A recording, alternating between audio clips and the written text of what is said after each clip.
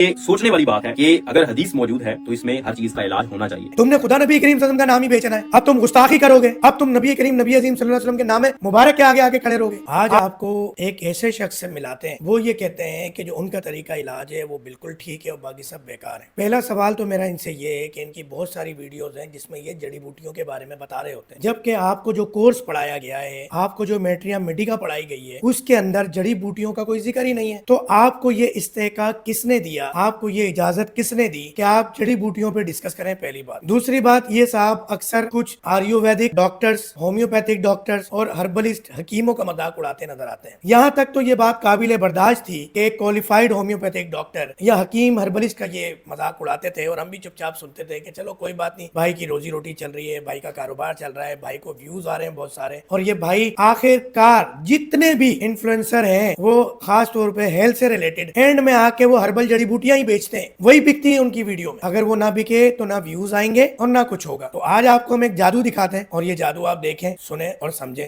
یہ میرے ہاتھ میں کلونجی ہے، اسے نائجیلا سیڈز بھی کہا جاتا ہے، بلیک سیڈز بھی کہا جاتا ہے۔ اس کے بارے میں حدیث ہے کہ نائجیلا سیڈز میں، کلونجی میں ہر بیماری کی شفا ہے، اور اس حدیث کو لے کر بہت سارے لوگ اسے مینیپولیٹ کرتے ہیں اور بہت ساری بیماریوں کا علاج صرف نائجیلا سیڈز سے کرنے کی کوشش کرتے ہیں۔ یہاں تک ان کی بات کچھ قابل غور بھی ہے، قابل تسلیم بھی ہے۔ اب اس میں پہلی بات تو یہ ہے کہ کلونجی کے حوالے سے جو حدیث ہے، اچھا اس پہ کچھ علماء کا اختلاف ہے اور کچھ علماء ایسے جو کہ حکیم بھی ہیں ان کا اختلاف ہے کہ یہ کلونجی کے بارے میں ہے یا کالی مرچ کے بارے میں ہے، اور بھی کچھ ایک دو جڑی بوٹیوں کا نام آتا ہے۔ تو پہلے تو یہ اختلاف ہے۔ دوسری بات کہ نبی کریم صلی اللہ علیہ وسلم نے جو بات فرما دی وہ پتھر پر لکیر ہے، یہ بات بھی میں واضح کر دوں۔ آپ کی میری تحقیق، ریسرچ، سوچ، علم کم ہو سکتا ہے، مگر نبی کریم نبی عظیم صلی اللہ علیہ وسلم کی بات میں نعوذ باللہ کوئی کمی نہیں ہو سکتی۔ اگلی بات انہوں نے فرمائی کہ اس کو لے کے بہت سارے لوگ اس کا علاج، اس سے تمام بیماریوں کا علاج کرنا چاہتے ہیں یا مینوپولیٹ کرنا چاہتے ہیں۔ یہ بھی ایک حد تک ٹھیک ہے، کیونکہ اگر کسی کی ریسرچ تحقیق ٹھیک نہیں ہے، اب تک یہ کنفرم نہیں ہے کہ جو حدیث تھی وہ کلونجی کے مطابق ہے اور آپ اس کا نام لے کے علاج کر رہے ہیں اور ابھی تک چیزیں کنفرم نہیں ہے، تو بات الگ ہے۔ اور جس کو کنفرم ہے اور وہ کر رہا ہے تو وہ ٹھیک بھی کر رہا ہے۔ تو ایک تو ہو گئی یہ بات۔ آگے جو یہ مسخرہ پن دکھائیں گے وہ بہت ہے، اور یہ سوچنے والی بات ہے کہ اگر حدیث موجود ہے تو اس میں ہر چیز کا علاج ہونا چاہیے۔ یہ قابل اعتراض ورڈ ہے کہ حدیث موجود ہے تو اس میں تمام چیزوں کا علاج ہونا چاہیے، یہ سوچنے والی بات ہے۔ نعوذ باللہ نعوذ باللہ۔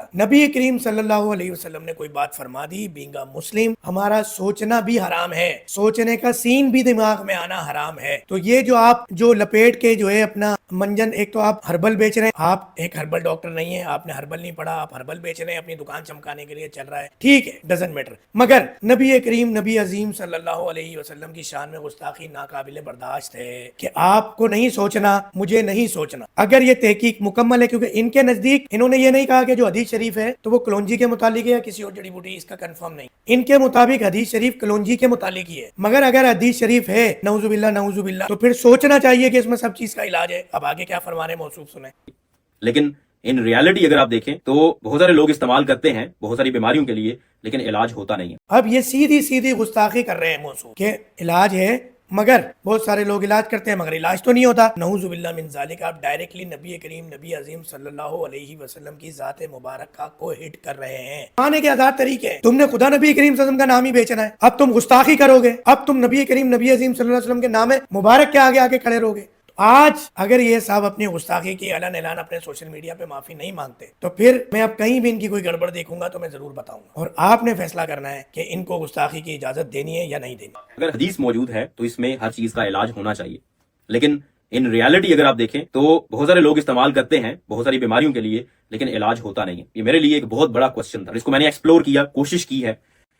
یہ ان کے لیے بہت بڑا کوشچن تھا کہ نبی کریم نبی عظیم صلی اللہ علیہ وسلم نے ایک بات فرما دی اور یہ اس کے اوپر انہوں نے تحقیق اور اس سے شروع کر دی۔ جو میرے مائنڈ میں چیزیں آئی ہیں یا جو میں نے پڑھا، اب ان کے مائنڈ میں چیز آ گئی ہے کیونکہ یہ بہت بڑے فلاسفر ہیں، یعنی کہ نبی کریم صلی اللہ علیہ وسلم جو فرماتے ہیں وہی الہی سے فرماتے ہیں، تو اب یہ ڈائریکٹلی اللہ تعالیٰ جو فرما رہے ہیں آقا جی صلی اللہ علیہ وسلم کے ذریعے، اس کے اوپر یہ سوال اٹھا رہا ہے، کیونکہ اتنے عرصے سے حکیموں کے خلاف بات کر رہا تھا، ہربلسٹ کے خلاف بات کر رہا تھا، ہومیوپیتھک ڈاکٹر کے خلاف بات کر رہا تھا، چل رہی تھی بات، اس کا منجن بک رہا تھا، مگر اس نے بات آج نبی کریم نبی عظیم صلی اللہ علیہ وسلم کے لیے کر دی ہے، تو آج سوال تو بنتا ہے اور یہ سوال ہوگا اور یہ بات ہوگی۔ اب یعنی آپ نے سب کچھ کہہ دیا، آپ نے اس پہ جو ہے وہ 4-5 منٹ کی ویڈیو بنا دی، آپ نے لوگوں کے ذہنوں کے اندر نعوذ باللہ من ذالک نبی کریم صلی اللہ علیہ وسلم کی بات کے خلاف ایک سوال کھڑا کر دیا, کوشچن کھڑا کر دیا, پھر اینڈ میں آپ کہتے ہیں کہ یار جو باقی جو اللہ بہتر جانتے ہیں. تو یار آپ اتنی بڑی گستاخی کر کے آپ محبت, پیار, اخلاق کے لبادے میں گھما پھرا کے ریپ کر کے آپ گستاخیاں سکھا رہے ہیں لوگوں کو. اور آپ نے کمنٹس میں ضرور بتانا ہے کہ کیا جو میں نے اعتراض اٹھایا وہ صحیح ہے یا غلط. باقی کلونجی